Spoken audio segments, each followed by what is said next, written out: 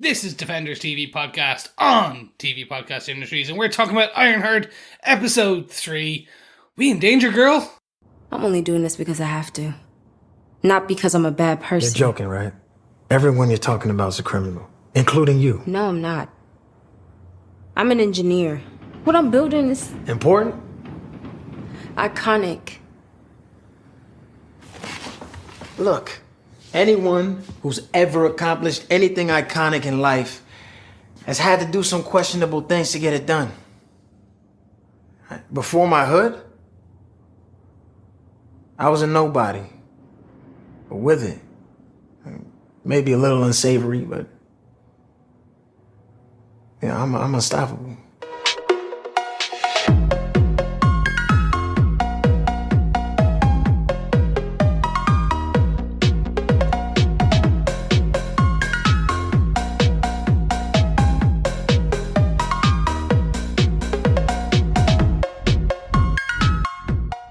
Can you feel the beat in the air? Yes. Oh yeah, don't let anyone spike your drink, girl. No, it is Mardi Gras. It is spring break. It is Defenders TV Podcast on TV Podcast Industries. And we're talking about Ironheart, Episode 3, We in Danger, Girl. I am one of your hosts, Chris. Welcome back. I'm one of the other hosts, Derek. And the third and final host, I am John. Mm-hmm. Hello there, fellow Defenders. Hello. We are in the final of our 3-episode jump. Mm-hmm. The drop of content that was the first 3 episodes of Ironheart Season 1. That all came out on day 1. Mm-hmm. And it's an interesting thing. They really set it up as, here is your Ironheart. Here is the episodes. Here is the story. Yep. And they definitely leave the character and the story in an interesting place for a week. Do. Absolutely. They really do. I used to have an old mantra when we watched TV to begin with, right back in the days of Gotham when we started out, when there was 22 episode seasons, that kind of stuff, which is always give a show 3 episodes to prove whether it's the show for you or not. You don't have to commit yourself to a show just because you were interested in it to begin with. Give it 3 episodes, though, and then decide whether it's for you. And now, all of a sudden, all of the streaming services are dropping 3 episodes in one day. That's still like, no, that's not the case. Give yourself a couple of weeks was what I really meant. Give it 3 weeks. Watch the episodes every 3 weeks. If you keep coming back every week for the 4th episode and the 5th episode, you know it's a show for you, right? If you don't keep coming back after 3 weeks of having that commitment to being there every week, then you know it's not a show for you. So they're doing this show over 2 weeks. They're doing 3 episodes one week and 3 episodes the next. But I do think they also were going, here's something for everybody. Here's a whole story that you can sink your teeth into with this new character that you may not have been too interested in when she was introduced in Wakanda Forever. But here you are. Here's an arc, at least, of this story that will prepare you for the rest of the show. Yeah, agreed. And they do it right by introducing the right amount of villains, the right amount of action, the right amount of, I want to say, that WTF moment, that kind of like, how did that happen? Yeah. And they do it with that kind of standard Marvel action-y kind of, like, it reminded me very much of Ant-Man by the end of this, where we had those kind of Ant-Man heists with a bit of comedies kind of sprinkled in, and usually one character that stand out. And we'll get into which of those characters I think will stand out by the end of this. John, very quick thoughts. What did you think of this episode? Oh, I thought this was a really good sort of conclusion to this kind of first part of the 3. Like you say, I think it ramped up over the course of the 3 episodes, and this leaves you with, another heist. Yeah. But there's real implications coming from this for the hood, for Riri, for the team, and, again, it's a bit more development on Parker, his methods, and yeah, I just really enjoyed how this went down, to be honest, and the continued just evolution of Riri and Natalie. So, you have them effectively going to one of their old places where they would sit down and having that moment, which I thought was kind of interesting. Yeah, absolutely. Yeah. But gentlemen, should we get into our spoiler-filled discussions of this episode? But before we do, don't forget to head on over to tvpodcastindustries.com, where you can subscribe to all of our podcasts, listen to the whole host of what we've been doing over the many, many years, over a decade of content for our Marvel fans. Yes, it is all there. And we want to hear from you. We want to hear your thoughts about every episode of Ironheart. You can email us to feedback@tvpodcastindustry.com or pop on over to Facebook and join us on our group at facebook.com/group/tvpodcastindustries, where there's a spoiler post up for each of the 3 episodes, so you can share your thoughts as you watch along, and we will chat about them in the next couple of weeks as we go through the rest of the season of Ironheart. Excellent. But, Derek, do you want to tell us who gave us what, where, when, and how? With our episode details. Yes, of course. The head writer for the show is Shanika Hodge, as we mentioned before. This episode was directed by Sam Bailey, once again, who directed the first 2 episodes. And the episode was written by Francesca Gailes and Jacqueline J. Gailes. They wrote She-Hulk episode 3, The People versus Emil Blonsky. A really good episode of She-Hulk. I know we all really enjoyed that. And now putting their talents to the wonderful Ironheart. Excellent stuff. Quite cool, quite cool. John, do you want to tell us what they gave us with your synopsis for Ironheart Season 1, Episode 3, We in Danger Girl? Sure. While celebrating their successful operation against Tunnel at Parker's headquarters, Clown plays around with Parker's mysterious hood. But before Riri and Clown can investigate more, his right-hand man, John, angrily confronts them. Parker calms the team down and starts planning for their next heist on a secure facility known as Heirlum. This time they're having difficulty with blackmail leads, and John tries to call the whole thing off, but the hood pushes them onwards. Riri wants to investigate the properties of the hood, especially after being told it's magic, but she has more than enough problems dealing with Joe and her new AI.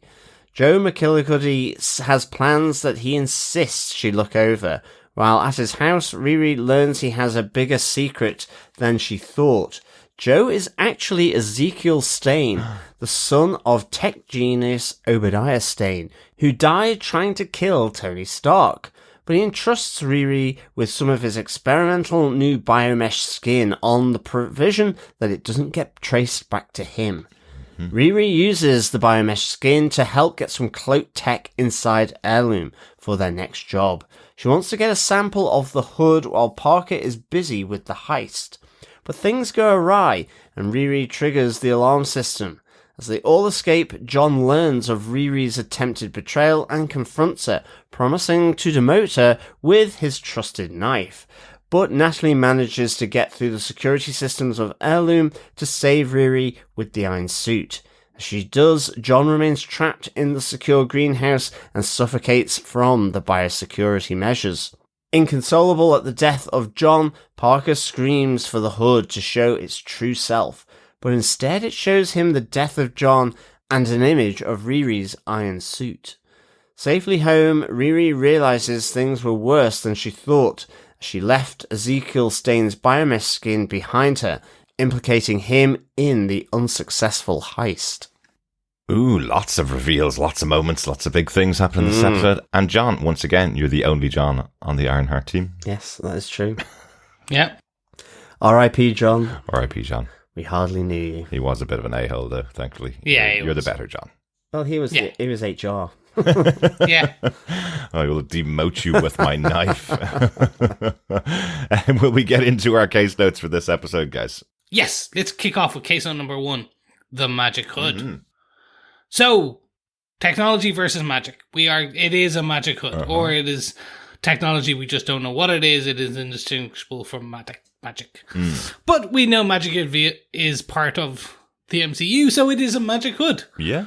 Like, it is fun to see, it is noisy, it's got some creepy ass voices attached to it. Yes, it does. And it shows you visions. Absolutely. I do like the way, Riri's trying to figure it out, saying, is it vibranium? Is it Pimtech? And ultimately it's Parker that says, no, it's magic. And yeah, she gets a little bit upset about Yes. that Yeah. because people only say that when they don't know what it is. Exactly. Like you got to bring this in with a character like Riri. You've got to challenge those opinions that science is the only way. So a great way to do that is to bring her face to face with some magic. I also like how the episode begins with them all celebrating their win at Tunnel, all dancing around in their money showers, except of course for Slug, who's done that many times in Madripoor, and it's like, yeah, one money shower is like any other money shower, says the character. Love that. But the big moment is actually that Clown has been working on a way to break the hood out of its casing, and has finally broken into the vault where it's stored, and brings it out, wears it, and says, "Oh, there's a bit of a weird feeling. It's hot, but not hot in a cool way." And Exactly. they decide to work together. Riri and Clown are going to work together to discover what's behind the hood, what it's made of, what the properties are. Is it magic? Is it science that they don't understand yet, as they say? And it's John that breaks them up. Yeah, no, he's kind of really put that down, get it off. And it causes like a huge amount of tension. And I think this is kind of where we learn a bit about the magic hood anyway. But it's also a bit more about Parker. I mean, in the sense that, he dispels and calms that situation down like quite rapidly. And even to the point as well where, Clown sort of coming back and saying, well, you've not even said sorry and apologized to me, to John, because you slammed my head on the table, to get the cloak off me. And he says, look, I'm sorry. And you kind of see Riri even acknowledge that. And there is this kind of sense as well, not just around the hood, but that there is a genuine sort of notion to Parker and his motives and what he's doing, that he believes in them. Like, that's quite compelling, is quite attractive, and quite inclusive. Yeah. And, I guess in a sense, he's that charmer. But it's so good that even, Riri is asking him about the hood after it's all happened. And it sort of strays into this area as well, then, look, I'm not bad. I don't want to kill people. Are we doing good here, kind of thing, Yeah. And, you have Parker come back at saying, everyone who got anywhere had to do something, maybe slightly dodgy or bad, Or sometimes massively dodgy. Like, remember, Tony Stark, the character that I keep mentioning here, was a weapons dealer. He only got out of being a weapons dealer when he got blown up by one of his own bombs. He was out there to show off more bombs, basically. So yeah, that's a really good point that he's making. There are tons of people who have used nefarious ways to get themselves in positions of power, and if Riri thinks she's going to be able to get herself in those positions without using some nefarious ways, he thinks she's kidding herself, basically. Yeah. I do wonder though, is there an influence coming from the hood? Is that the reason why John was so aggressive about getting the hood off Clown and getting it back to Parker, and he wasn't as pushed about it? Is that the reason why this family unit are starting to kind of break under the pressure sometimes, that they're all in the presence of the hood? Is that maybe some kind of influence that's coming out of it? I guess so. I mean, I think the main thing I took from it was the heat. Because actually as well, I think you get a clearer idea here that the hood is making Parker hot. Yes. Not just hot, but damn hot. He is sweating. Because you see him taking an ice bath and so on. That's right. And so, again, maybe it's the flames of hell coming through. Again, is it a Mephisto thing here? Yeah. But it's kind of, that Clown senses that immediately. Yeah. After wearing it only for a few minutes. So again, you get this sense of it influencing for sure whoever is wearing it. Yeah.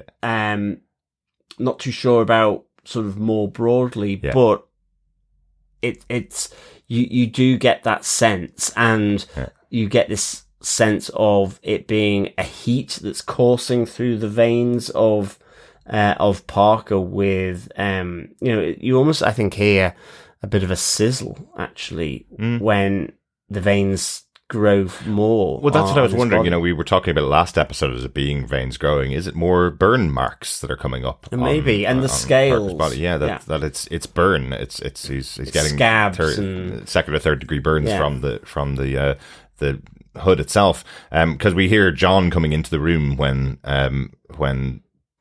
Parker's doing his workout. We hear John coming in saying, it's the middle of October. It's a very hot day, and you've got the heating on, and Parker's sweating from head to toe. So has he just gotten so used to wearing the hood so much that it's so much heat that he's turned the temperature up to keep himself at that level of heat all the time now? Maybe that's it. I think it's there's definitely something. It's a hot-headedness. There's like coming off of Parker more and more, and then part of it, I do think there might be something kind of some charismatic element, whether that's pure Parker or whether that's Parker and Hood. Who knows? Agreed. There's more to the story. And it's one that you're just really interested in learning more and more about. Absolutely. Yeah. Like, they're building up Parker as this... I want to say he's not an anti-hero, a villain type of approach. Like, he's definitively a bad guy. Yeah. Well, he says everybody is, basically. He's not a bad guy. He's saying everybody's who needs to get a lot of money does it by nefarious means. I'm no different to any of the rest of them. He's not justifying it to anybody. He's being very real when being asked the question. That's what I mean. Yeah. I think there's the genuineness in his motive and his comparison with other people. It's kind of the small guy against the large guy, the big guys. And it's the fact that the thing that separates them is probably the law being on their side, even though, in essence, they're kind of doing similar things. And at the moment, at the beginning of this episode, I definitely accept it. By the end of the episode, I'm starting to question it more, and I feel like there's that bigger plan until we learn what it is that he's attempting to get to. What's the end game for these heists? What's that? I think we'll learn whether he is a trustworthy person, whether he's just trying to get money the only way he can, or whether he's a bad guy, I guess. Yeah, or whether he's getting sucked in and influenced by the Hood more and more. So as you say, is he fully in control? Yeah. I'll call out one bit that we saw when John is initially telling Parker to call off the heist because they don't have the plans. It's not all coming together great. There is that news report in the background on the TV, and we see a gentleman, and that is a part that pushes Parker forward, that propels him forward. And I think that gentleman on the TV, on the news, who is a member of the tech industry, that's all it kind of says, I'm assuming maybe it's a dad or an uncle or someone who has wronged Parker. Right. That is the grand plan that they're working their way up to. Yeah. That is because that is the man that triggers Parker to push forward. That this heist is going to happen. Yeah. So whoever that man is the end game, and I'm interested to see what is the background there. Yeah. And we usually get a flashback episode. I don't think we'll get a flashback episode in 6 episodes. So I think we'll get a background couple of 5-minute flashback on who is Parker and how he became the Hood. Yeah, absolutely. But a really interesting moment at the beginning of this episode where you find out about this magic hood as well. Speaking of finding out about peoples and what drives them, case note number 2. Ezekiel Stain. I mean, Joe McGillicuddy. Yes. You find out who Joe really is.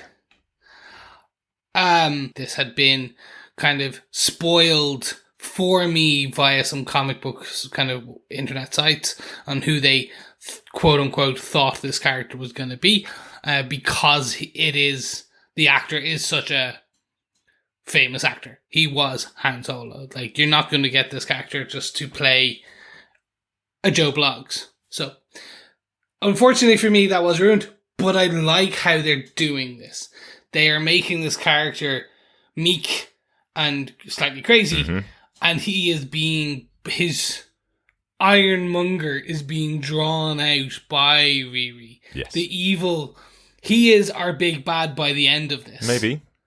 I'm assuming that is where they're kind of stepping up to. He is the big bad, or he is the big bad they planned for in a season 2. Right, maybe. Yeah. Because it is always good to, when you have the son of a bad guy who's trying to change his ways and doing all he can, and then the hero messes it up, which by the end of this episode, the hero messes it up. Very much so. And that causes the meek, mild-mannered person to go psychopathic, which was already there, but they just needed to be brought out. Yeah. Yeah, in this case, I really like the kind of attention to detail they have about this character of Ezekiel Stane. You know, they joked about it earlier on in the season that he chose the name Joe McGillicuddy. That's definitely a fake name. Nobody could be named that. There are definitely Joe McGillicuddys in the world.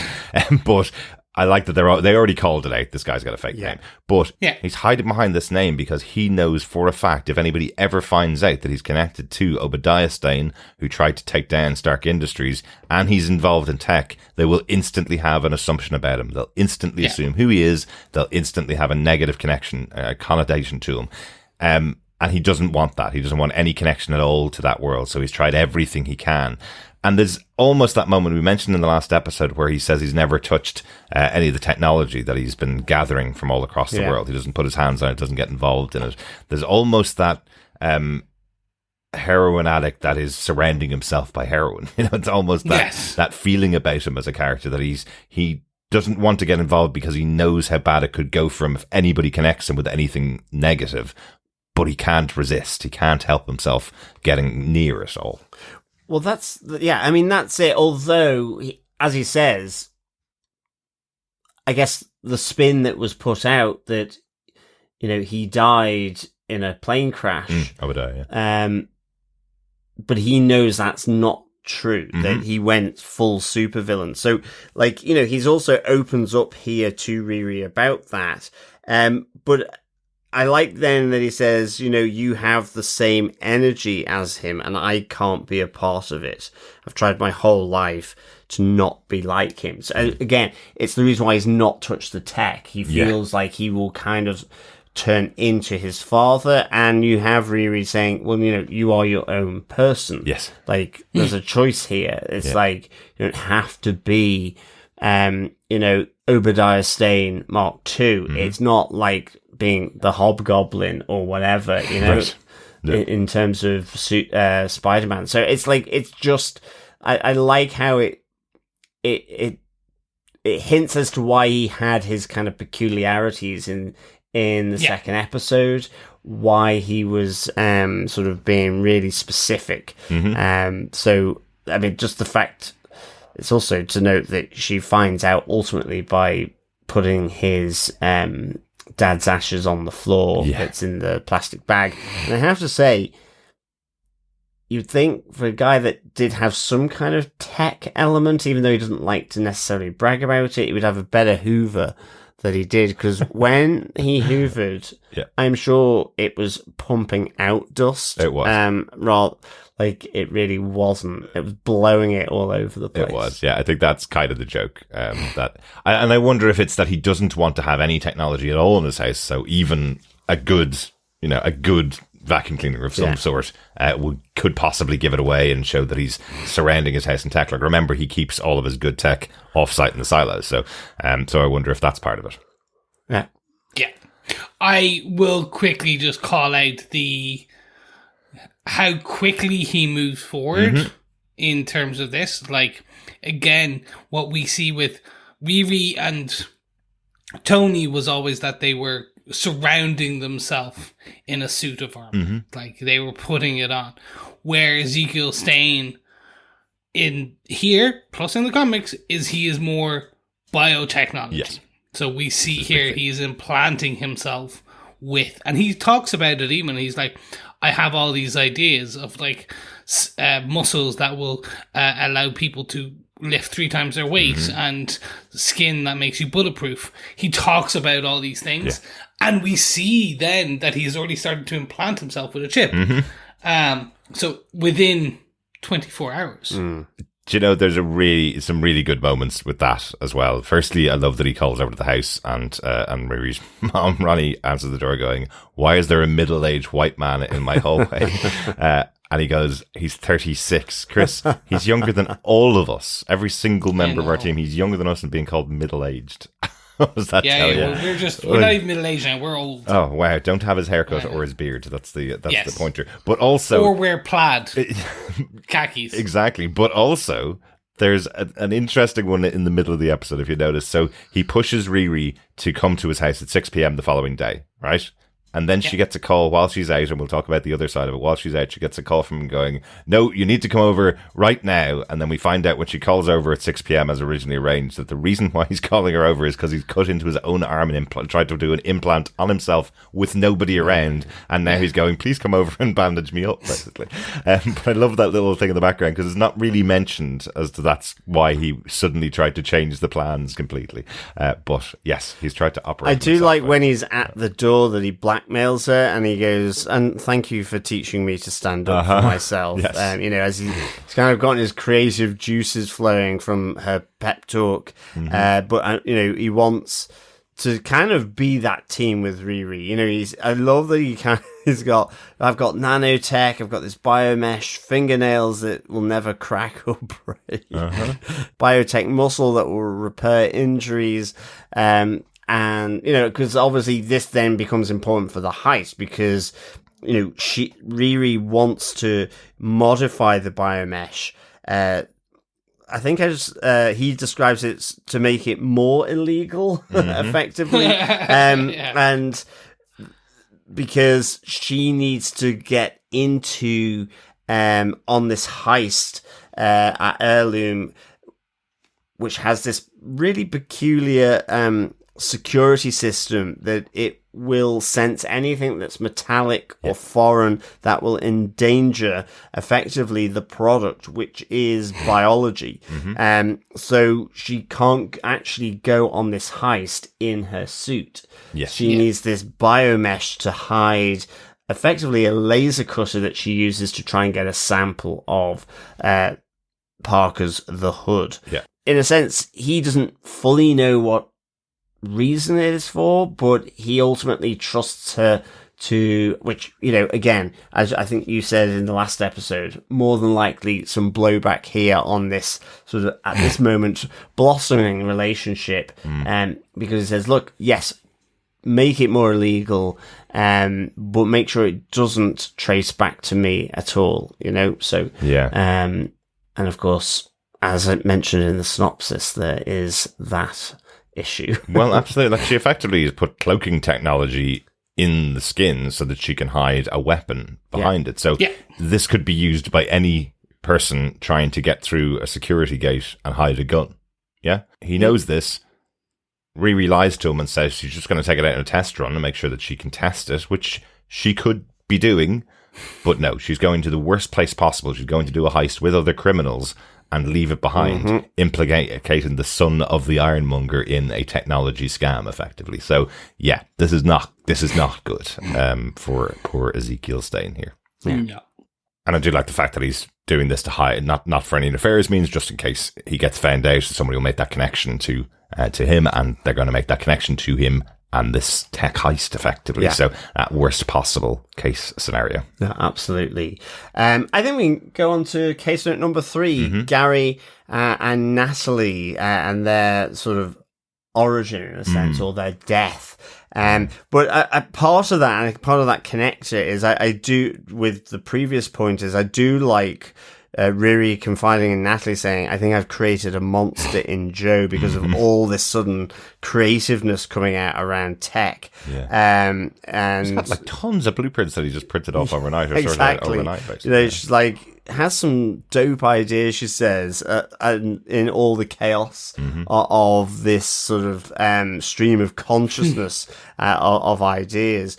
But it's ultimately, Natalie is wanting attention here. She doesn't want to be treated as a high-tech genie, and so wants her and Riri to have sort of, in a sense, time together. And part of it, in terms of with talking about Joe, is that, Natalie's saying to Riri, look, he would absolutely lose his stuff if he knew what you were doing with this suit, because part of this suit, part of the reason for her building the suit was that it was Gary, her stepfather, who was a fan of Tony Stark. Yeah. You know, again, loved to break things down and fix them back together again. Yeah. You know, I genuinely had to go and look up on IMDb what the release date for Iron Man was, because I was going, hang on a second, 17 years since the first Iron Man, since Obadiah Stane died.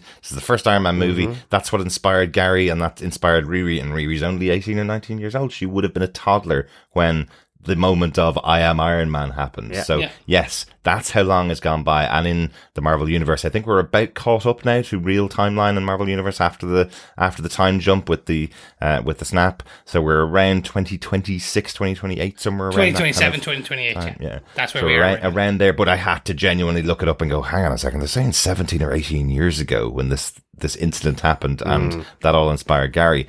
And another thing that I did look up just for reference for our fellow defenders, there is a character called Gary who was very important in Iron Man 3. This is not the same Gary. I had to look it up. Yeah. Gary was a guy that helped out Tony when he had lost all of his stuff. He was a guy that helped him get all of his stuff back together. Everybody loved him in Iron Man 3. They really enjoyed the character, but it's not the same Gary, unfortunately. No. Wish it was. That would have been cool. But Natalie basically asks for a day out with Riri to just prove that she is similar, that they can just have some time together, that just even spending some time with this version of Natalie will help Riri out, will help get her mind clear, maybe set her back on the path where she's not using the suit for heists with the Hood's gang. So I kind of like this moment when we get a little bit of time spent with these two friends, because Natalie is a great character to spend time with.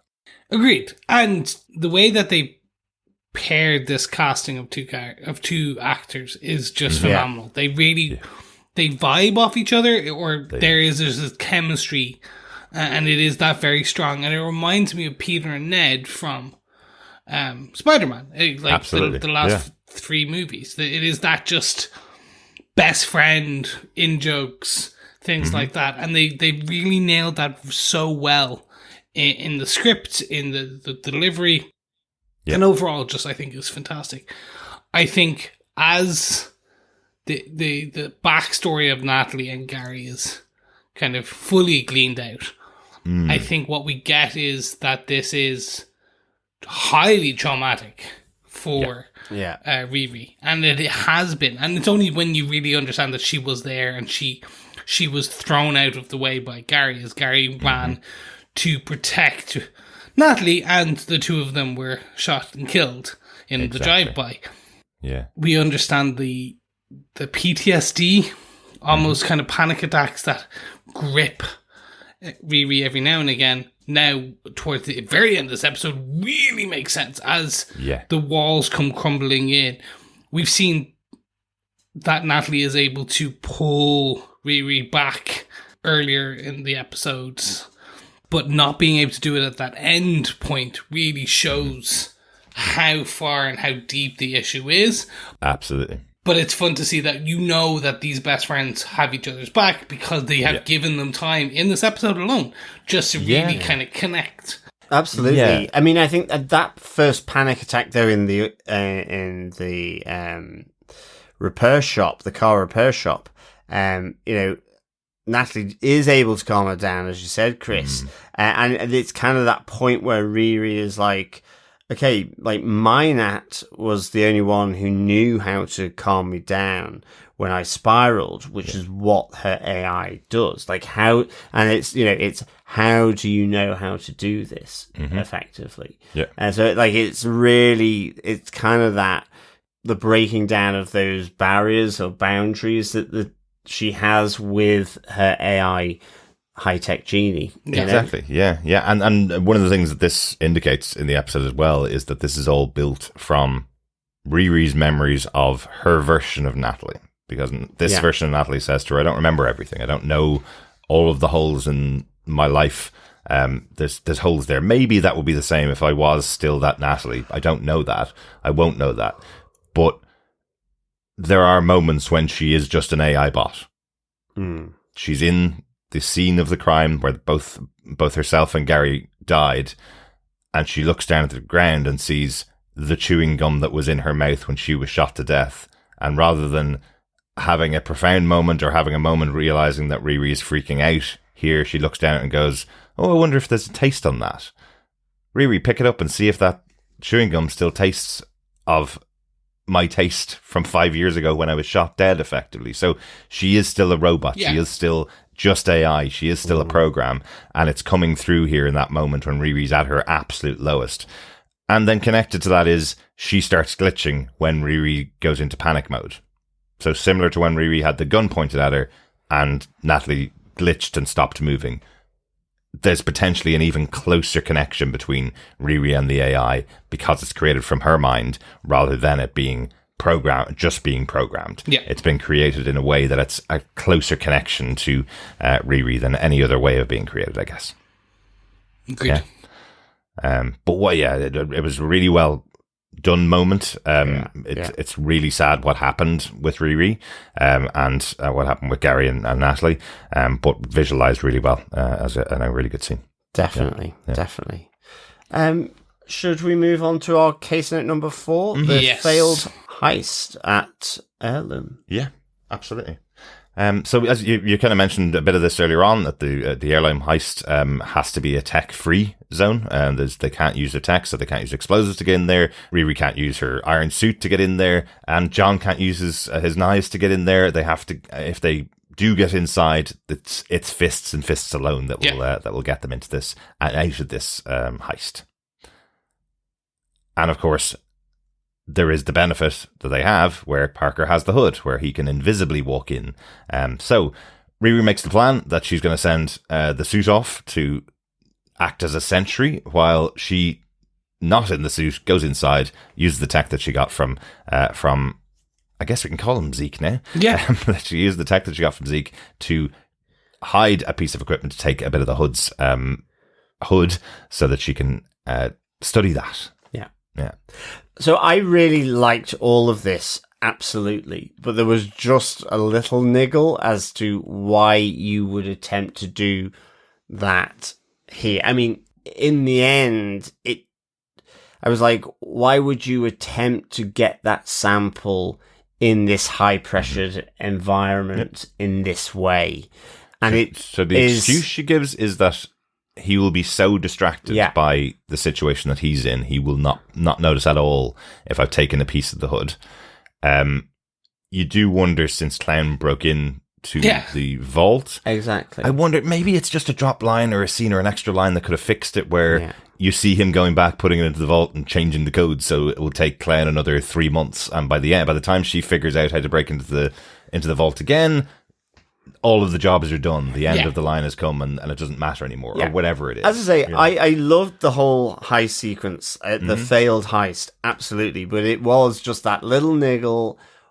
Why do it in this situation? It's the most risky way of doing it, and ultimately, then at the end, when you see, the biomesh sample with the laser cutter at the scene of the crime, you're kind of going, okay, So it is because, it's partly writing in to implicate Ezekiel at that scene. But it's not just that either. It's I suppose to give it a bit of a benefit, I like this because it ends off not just being a risky thing that Riri did. It ends off in the worst possible case scenario. Not only does she drop the mesh there and implicate Zeke, who she said she absolutely wouldn't, and knows how bad this is for him. Not only that, she's the one that set off the alarms. If she hadn't done this, they may have gotten away with the heist. Yeah. And John would still be alive. Yeah, agreed. Agreed. Everybody else who could have died in that situation. Fair enough. I totally get that. Yeah. And it is just like, it's, as I say, I really like how it goes down, but it's, you're saying, intelligent person. It's a really stupid choice. Yeah, it's a stupid choice of getting the sample. Yeah. I think it's probably also driven by the fact that she does get the visit from the police officers to the apartment with her mum, and sort of learns that Rampage has been found murdered. Her predecessor, you yes. know? So, and again, it's just layering the doubts that she has on Parker. Yeah. Despite how he comes across and so on, it's just layering those doubts. Mm-hmm. So I get that element of it. You know, Yeah. there's that youthful impatience to it. Absolutely. Yeah. And it leads to a wrong decision big time. Yeah.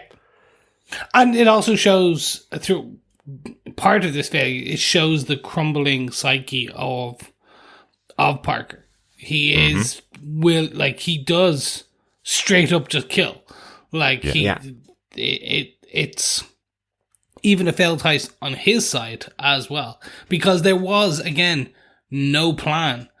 There was a plan to get in, but there was no, like, as John talks about, this shouldn't be what they were doing. There was no leverage. There was no way of pushing through. So again, it's just that aside from burning the samples, that was it. So it does show the unraveling of certain threads of these characters, Definitely. which leads to an interesting kind of debate and how it all kind of sets up. But ending it with the death of John. Yeah. Potential, and obviously Parker and the Hood seeing the visage of the suit of armor and the death of John. Again, it starts building point upon point upon points where you're like, oh, there is a lot of opportunity in terms of where this storyline goes. Especially when you have these criminals, the rest of the criminals. So, like, we know that HR likes to kill people. So, and we also, with a drop line, John says that Parker likes to watch and be there when it happens. Yeah. So, we see his eyes go black as he kills the target. So again, is it a soul of a demon sucking in the soul of as every time you kill, it takes on that piece. I did think supernatural as soon as I saw that, and I'm like, okay, it's definitely a demon. You know, Mephisto confirmed. Yeah. Well, Dormammu. So Mephisto's the devil. Yeah.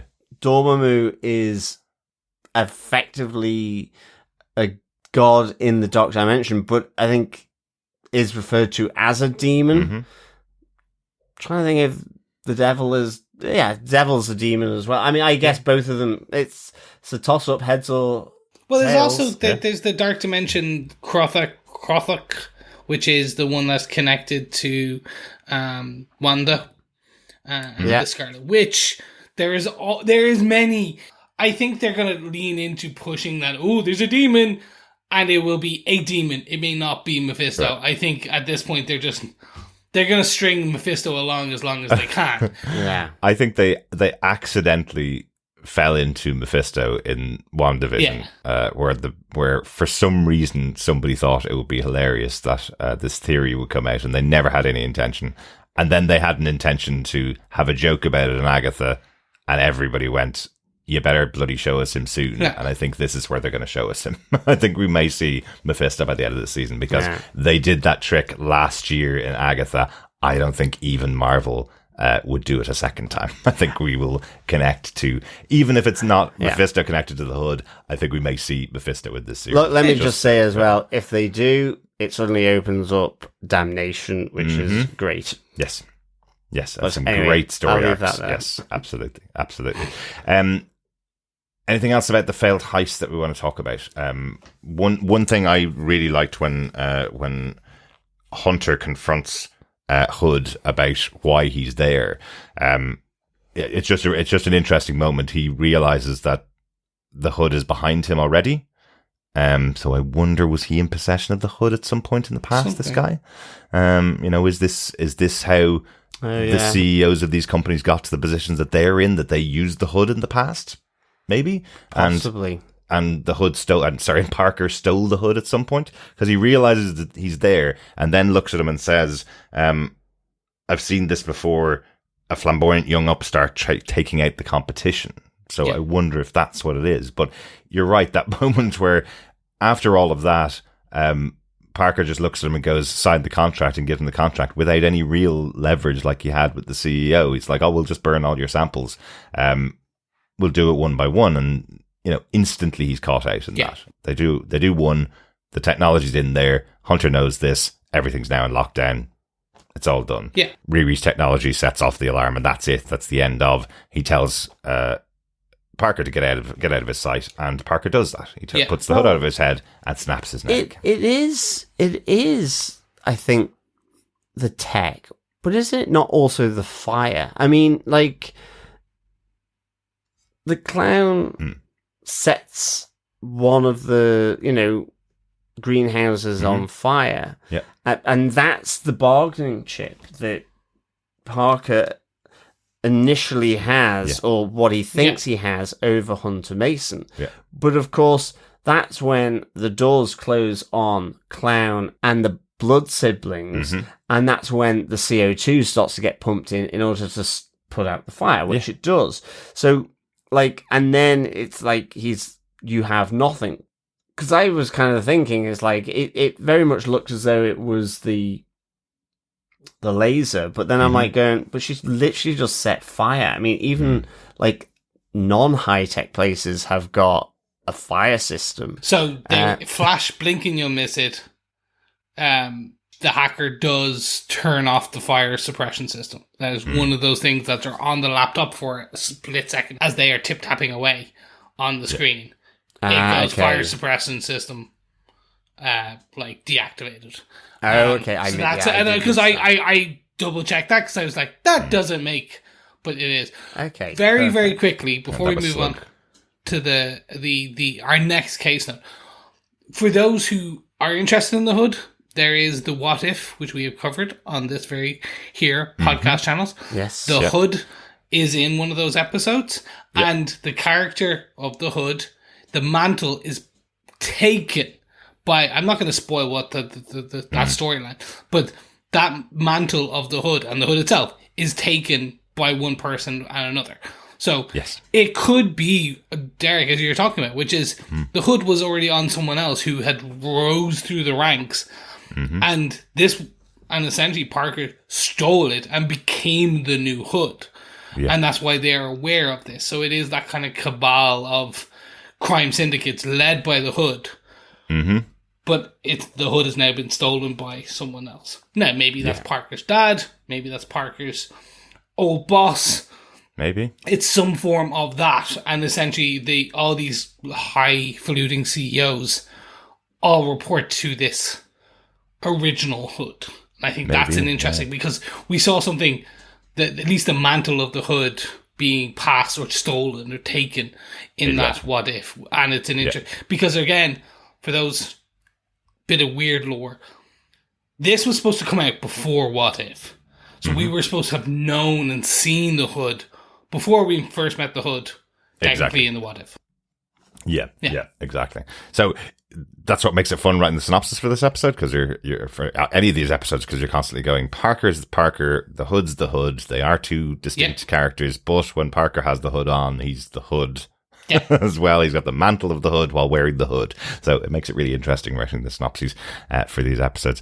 Good stuff. That's the failed heist. That's our second last bullet point. Let's close it out with the aftermath in this episode, what this all leads to, and the closeout of the episode itself. The panic attack. It is a full-blown, well put together, well crafted panic attack that really sets up Riri falling to pieces and not being able to kind of catch that panic attack out. So it's the full weight of her actions. Yeah. Coming down and to bear on, not even to bear on her, crushing her, but the realization of her actions and the consequences. They haven't hit her yet, but she's aware of them, and she's a smart girl. She's figured it all out, that this has all gone badly, and it is, let's be honest, it is all based on the fruit that she has borne. Like, it is hers. Yeah. Like, it's because of what she did. So Exactly. And it's all going to come down on Zeke Yeah. as well. That's the worst part about it. Yeah.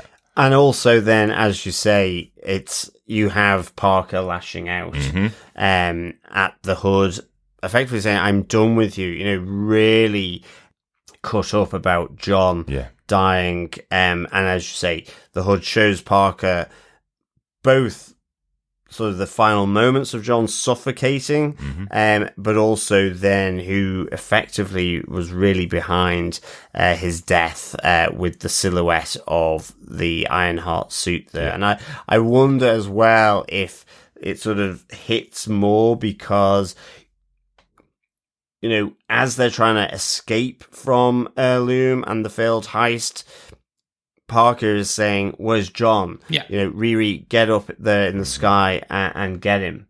And she comes back, and so she effectively lies straight to him, you know, as well, straight to his face. That not about his death. She does call that out, but obviously not that she was behind it. So, that's kind of fairly epic as well. Mm-hmm. Absolutely. But that's where we are at the end of the first 3 episodes. Does anyone have any notes before we move on to our defense? Just to mention and to keep an eye out for it in the other 3 episodes as well. In this episode, the money party at the beginning, the money falls to the floor and spells out Ironheart on the floor in dollar bills. So dollar bills, y'all. Absolutely. Great stuff. With that, then, I will kick on over to John.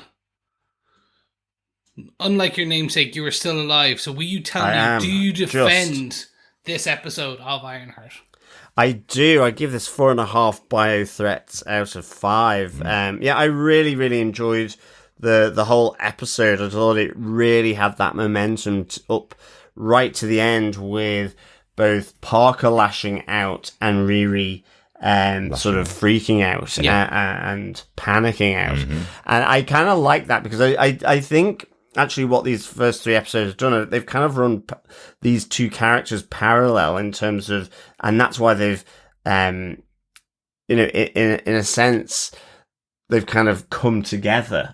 And this is where they've broken apart in terms of what's happened and how it's transpired, and it's all down to the Hood, you know, and the questions over that. So I really, really enjoyed that.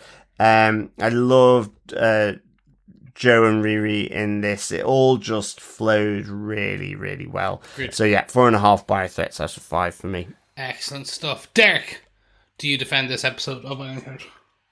Absolutely defend this episode. I think the build on this season in these 3 episodes so far has been fantastic, getting us to this point at the end. You know, we got the little things that we knew coming into the show, which was that this was going to be magic and technology in this universe coming crashing to a head. They quite literally did that in this episode. Yeah. We have the magic on one side, the technology on the other side, and that's how the rest of the season, I guess, or definitely the next episode, that's how that's going to play out, technology versus magic. So really intrigued to see how the season goes. What a great build-up in these 3 episodes. And it's interesting. Hopefully this isn't the format that Disney do with all of their shows, but they literally just did this with Andor. This is how Andor was released over 4 weeks, 3 episodes a week. It's just a lot in one day to take in 3 episodes of a show, of a brand new show every week. Would be a lot, but I'm looking forward to the 3 next week after this one. So definitely defend this episode. Chris, wrap us up. Do you defend the 3rd episode of Ironheart Season 1? I do. I don't have much more to add. As you said, it's this... Every episode has built on each other, as any good show should. And the intrigue and my want for the next episode has grown each episode. So, I really defend this, and I'm interested to see, as you said, where next week takes us. I'm really just hope they stick the landing. They've created so many really good story beats that I'm wanting. I'm hoping for that real Iron Man superhero landing into the ground, and it's like, and I'm sure we're going to get that Riri Williams Ironheart land in her full suit of armor. So yeah, absolutely, completely defend this episode. But I think it's about time we head on over to the MIT student bar for a bit of a pub quiz. I think so. John, what is the questions, oh maestro? Yes, fellow quizzers, fellow defenders, the question for this episode: how many greenhouses are off the central atrium at the Heirlum headquarters that the Hood and his team break into? Excellent. Ooh, very good. I can't remember. No? I think I know the number. Same. I know the number. I think I know, but I think I'm wrong. Yeah. I think there's one more or one less than I think there is. John, do you want to give the question one more time? Yep. How many greenhouses are off the central atrium at the Heirlum headquarters that the Hood and his team break into?